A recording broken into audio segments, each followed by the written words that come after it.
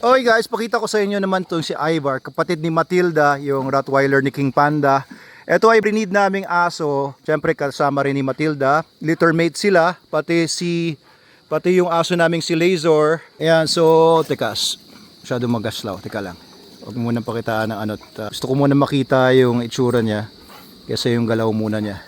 Ayan, so itong si Ivar, kapatid ni Matilda nga at saka ni Lazor. Ito yung ginamit kong stud para kay Freddy's. Ayan, 15 months old pa lang. Ayan, liit pa ng balls, oh. Liit pa ng balls mo. Maliit pa ang pututoy mo, pero magiging tatay na yan. Good boy, Ivar. So, for some time, naging sentry dog na namin ito dito sa Manalo Resort Hotel.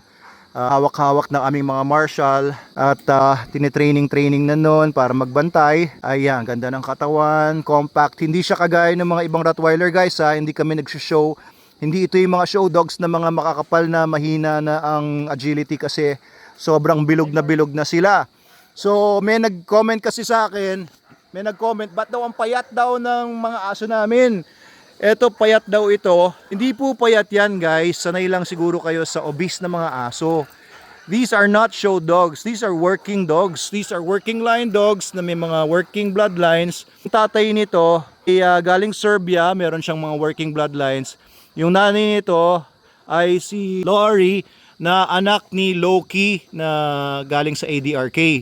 Anak naman yun ni Vitus von Neubrand. Si Loki ay si Rambo von Wackberg II.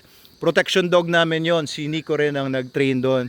Isa sa mga nag-train kay Loki. Ayan. Kaya itong si Ivar, tinitraining na rin para maging protection dog. Siguro pwede na to sa protection level 1 ano? Pwede na siya. Protection level 2 na ang next na ano nito. Ayan, sobrang ganda ng agility niya, tingnan niyo, sobrang energetic nitong asong ito. Hindi to kagaya ng mga ibang mga Rottweilers na mabilis mapagod nga. Pang trabaho, meaning mataas ang endurance din, mataas ang agility, mataas ang drive. Ayan, oh, may ball drive, kumakagat na rin po 'yan at protection dog na rin po 'yan. Ayan, so yung pang-giveaway natin si Lazor or ibang aso, si Lazor actually ay kapatid nito. Magkakapareho sila ng size sa akin, si Ivar. Ayan, oh, ganda ng tindig. Maganda yung mga angulatures niya all over. Ganda yung mukha, yung stop, yung facial expression, yung mga fast turns niya, yung dibdib niya. Working dog ito si Ivar. Ganda ang kintab, naka-SDN yan. SDN 42 ang pinapakain sa mga dogs namin dito.